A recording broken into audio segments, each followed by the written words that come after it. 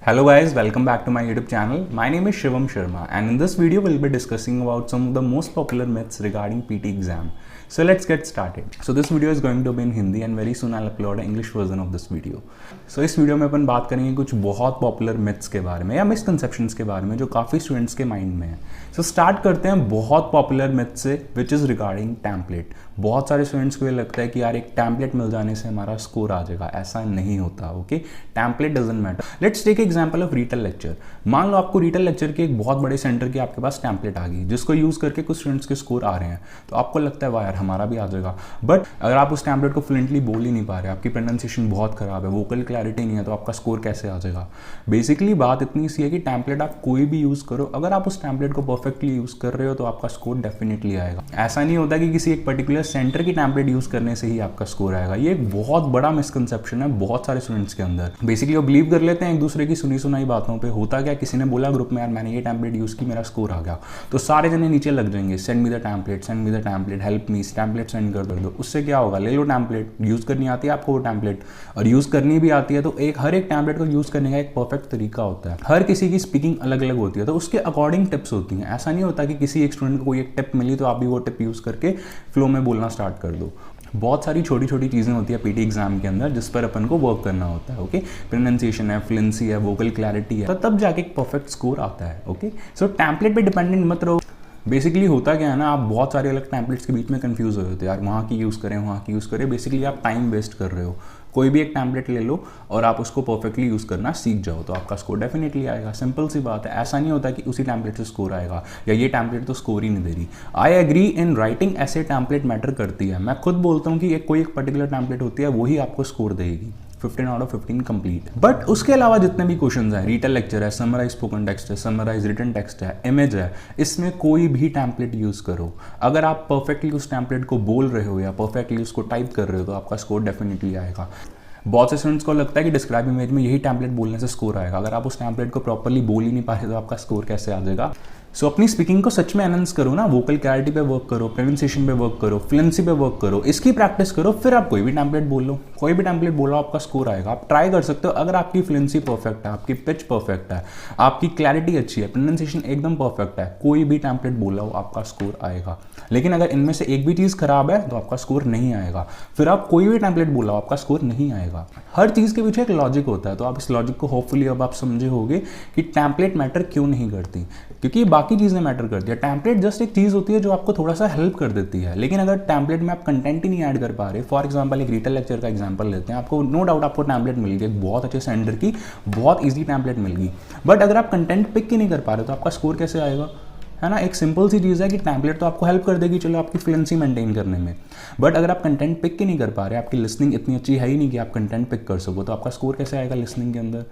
सो template के पीछे मत भागो, स्किल्स एनहांस करने पे वर्क करो. पीटी एग्जाम के अंदर टैम्पलेट हेल्प करती है, लेकिन ऐसा नहीं है कि सिर्फ टैम्पलेट के बेसिस पे ही आपका स्कोर आ जाएगा. ओके, तो होपफुली अब आपको ये बात थोड़ी क्लियर हुई होगी कि टैम्पलेट मैटर क्यों नहीं करते.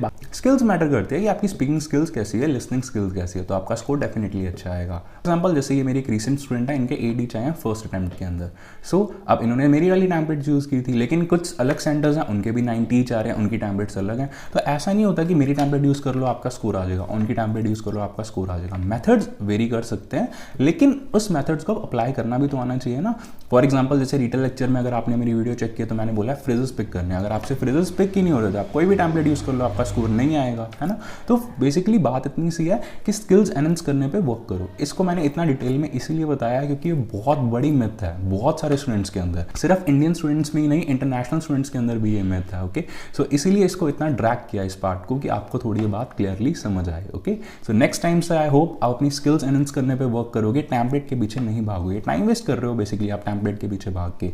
एक टैम्पलेट आधी याद होती है, फिर आपको पता चलता है कि नहीं यार उस टैम्पलेट से उसका स्कोर आ गया, वो टैम्पलेट याद करने चले जाते हो. और इसी चक्कर में बहुत सारे स्टूडेंट्स के साथ तो ये होता है कि टैम्पलेट ही भूल जाते हैं एग्जाम के अंदर. ये भी कुछ स्टूडेंट्स ने लिटरली बताया हुआ है ग्रुप्स के अंदर, क्या मैं तो टैम्पलेट ही भूल गया था. तो एक टैम्पलेट याद करो, इतने परफेक्ट बन जाओ कि उसके बाद कोई भी क्वेश्चन आए, आपकी लिसनिंग स्किल्स इतनी अच्छी कर लो कि कोई भी क्वेश्चन आए आप इजीली उससे कंटेंट पिक कर रहे हो. फिर कोई भी टैम्पलेट यूज़ करो और अपनी स्पीकिंग स्किल्स इतनी अच्छी कर लो कि आप कोई भी क्वेश्चन आए उसका फ्लुएंटली बोल सकते हो. तो बस बात खत्म, कोई भी टैम्पलेट यूज़ कर लो. सिंपल सी चीज़ है. बेसिकली सिंपल सा लॉजिक था इसके पीछे, तो पता नहीं क्यों इतने सारे स्टूडेंट्स इसमें कन्फ्यूज हैं. सो आई होप अब आपको ये थोड़ी क्लैरिटी मिली होगी कि आप कोई भी टेम्पलेट यूज़ कर सकते हो। The next myth is regarding speaking. Speaking से रिलेटेड 2 बहुत पॉपुलर मिथ है। First is related to speed, second is related to volume. पहले स्पीड की बात करते हैं। बहुत सारे स्टूडेंट्स को ये लगता है कि स्पीड से बोलने से हमारा स्कोर आ जाएगा। ऐसा नहीं होता। स्पीड अलग चीज़ है, फ्लुएंटली बोलना एक अलग चीज़ है ना। अगर अपन किसी को बोलेंगे यार स्पीडली बोलो, तो ये है my name is Shivam Sharma, ये स्पीडली बोल दिया ना, कितना फनी साउंड किया my name is Shivam Sharma, और ना कंप्यूटर को भी नहीं समझ आएगा, आपको भी ढंग से नहीं समझ आएगा।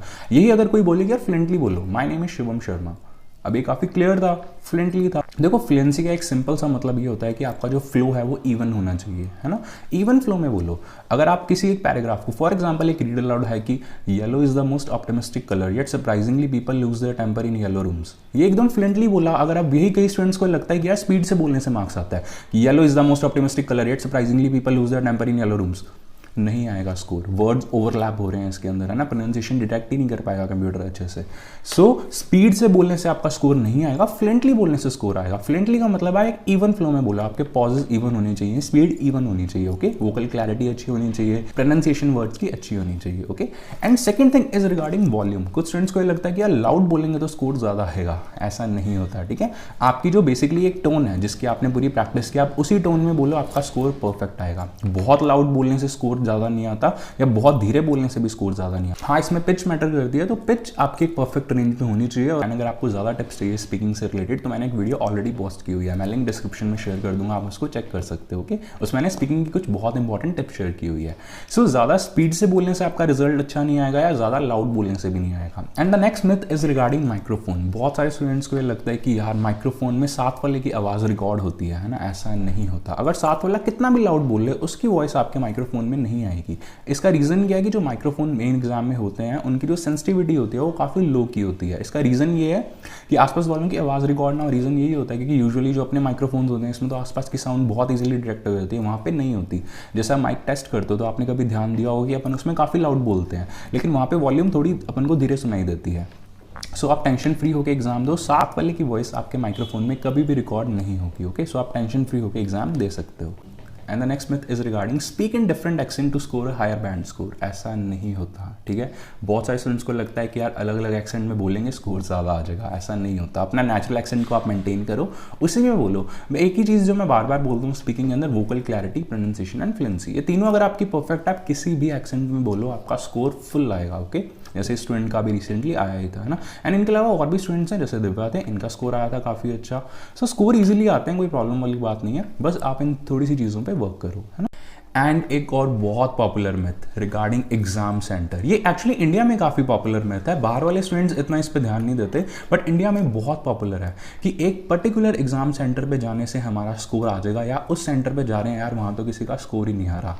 ऐसा नहीं होता। एग्जाम सेंटर डजंट मैटर, ठीक है। जैसे टेम्पलेट मैटर नहीं करती, एग्जाम सेंटर भी मैटर नहीं करता। कुछ टेक्निकल इश्यूज कुछ सेंटर पे कभी कभी हो जाते हैं, लेकिन वो ऐसे उस पर अपना कंट्रोल नहीं होता, वो टेक्निकल इश्यूज होते हैं। वो तो किसी पीएसएन के ऑफिशियल सेंटर पे भी हो सकता है या किसी दूसरे सेंटर पे भी हो सकता है। सो ये ऐसी कोई बात नहीं होती कि एक सेंटर है वहाँ तो किसी का स्कोर ही नहीं आ रहा, और एक पर्टिकुलर सेंटर है वहाँ सबका स्कोर आ रहा है। जिसकी प्रिपरेशन अच्छी है उसका स्कोर आएगा, जिसकी प्रिपरेशन अच्छी नहीं है उसका स्कोर नहीं आएगा। सिंपल सी बात है।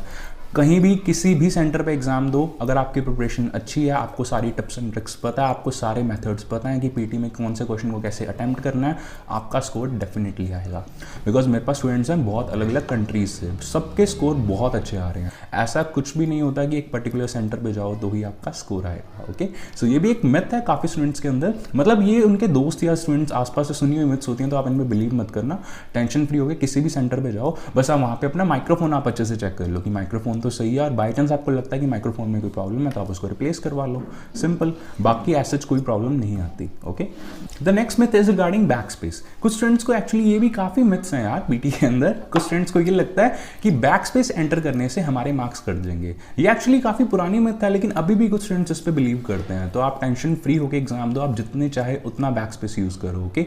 इससे कोई भी आपके स्कोर पे नेगेटिव इंपैक्ट नहीं पड़ेगा। आपने फॉर एग्जांपल कोई वर्ड गलत टाइप किया है, बैक स्पेस इजीली यूज़ करो और उस वर्ड को करेक्ट कर लो, okay. So back space use करने से आपका स्कोर नेगेटिव नहीं आएगा, okay. So the next myth is regarding dictation. कुछ स्टूडेंट्स को ये लगता है डिक्टेशन में यार एक्स्ट्रा वर्ड ऐड करें या ना करें, आप जितने चाहे उतना एक्स्ट्रा वर्ड्स ऐड करो, कोई टेंशन वाली बात नहीं है, ठीक है। कोई नेगेटिव इंपैक्ट आपके स्कोर पे उसका नहीं पड़ेगा। ओके और डिक्टेशन की अगर आपको ज़्यादा टिप्स एंड ट्रिक्स चाहिए तो आप वीडियो चेक कर सकते हो, इसका लिंक भी मैं डिस्क्रिप्शन में शेयर कर दूंगा। तो डिक्टेशन की कुछ टिप्स एंड ट्रिक्स मैंने शेयर किया है कि उस क्वेश्चन को कैसे अटेम्प्ट करना है एंड कैसे हमेशा आप उसमें फुल स्कोर कर सकते हो। Okay, so you can check that video. The next myth is regarding prediction file. ये आपने भी बहुत बार देखा होगा बहुत सारे ग्रुप्स के अंदर, फेसबुक पे, टेलीग्राम पे, कि हमें प्रेडिक्शन फाइल सेंड कर दो। प्रेडिक्शन फाइल लेके आप क्या करोगे? बहुत सारे स्टूडेंट्स को लगता है कि हमने तो प्रेडिक्शन फाइल सारी कर ली, हमारा स्कोर तो आ ही जाएगा। देखो ये टोटली लक पे डिपेंड करता है। मैं ऐसा नहीं बोल रहा कि रिपीट नहीं होते हैं, लेकिन टोटली लक पे डिपेंड करता है। ऐसा 100% नहीं होता कि आपको आएगा ही आएगा। For example in my case मेरे को एक भी क्वेश्चन रिपीट नहीं हुआ था, लेकिन एक मेरा स्टूडेंट था उसको एंटायर पेपर ही AP यूनि से आया था। रीडिंग के सारे ब्लैंक्स AP यूनि से, रिपीट सेंटेंस सारे AP यूनि से।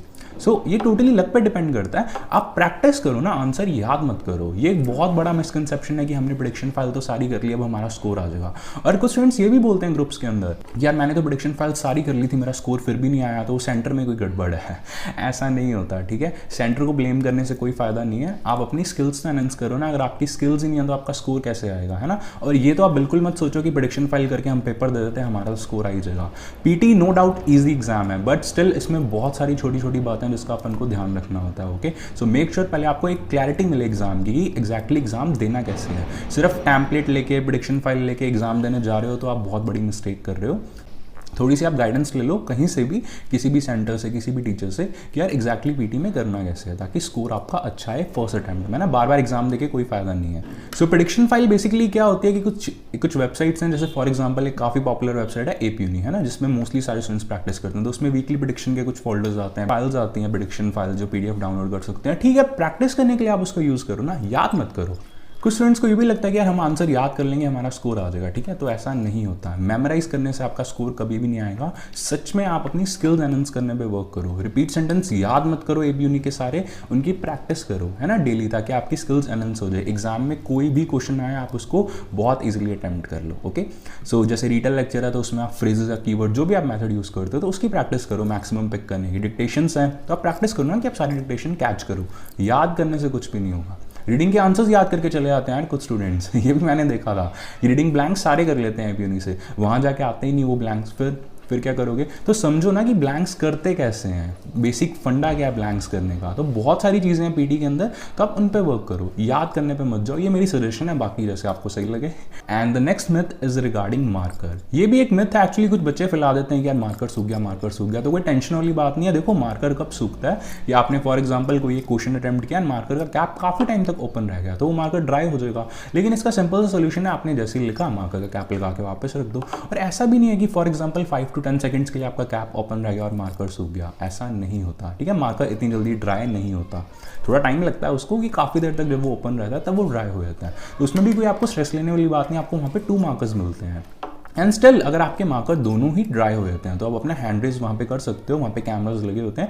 इंस्टेंट आपके पास एक एग्जामिनर आ जाएगा एंड आप उनको बोल सकते हो कि मेरे को मार्कर जल्दी से चेंज कर दो, तो इंस्टेंट आपको नया मार्कर ला के दे देते हैं। सो इमेज के अंदर जब 25 सेकंड्स मिलते हैं तो वो अपना मार्कर एक बार चेक कर लो कि सही चल रहा है। अगर नहीं चल रहा तो आप उसी टाइम मंगा सकते हो, बिकॉज रिटेल के अंदर अगर आप मार्कर मंगाओगे तो आपके कुछ कंटेंट वहाँ पे मिस होने के चांसेस हैं। सो इससे बेटर है कि आप पहले इमेज में ही चेक कर लो। ओके, तो एक साथ में टिप भी दे दी कि आप मार्कर अगर बाई चांस आपका ड्राई होता है तो आप उसको पहले ही एक्सचेंज कर लो। ओके, रिटेल के बीच में आप पैनिक मत करना, आपका सारा रिटेल ही खराब हो जाएगा। ओके, तो these were some of the most popular myths regarding PT exam. I hope this video will help you and बहुत सारे आपको क्लैरिटी मिली होगी आई होप इस वीडियो को देखने के बाद, कि एग्जाम सेंटर मैटर नहीं करता, टैम्पलेट आप कोई भी यूज़ कर सकते हो, मार्कर इतनी जल्दी नहीं सूखता, ज़्यादा लाउड या ज़्यादा स्पीड से बोलने से मार्क्स नहीं आते। सो आई होप आपको काफ़ी पॉइंट्स पे काफ़ी क्लैरिटी मिली होगी। एंड अगर आपको कोई भी डाउट है तो आप कॉमेंट सेक्शन में आप वो टाइप कर सकते हो, मैं आपको उसका रिप्लाई कर दूंगा।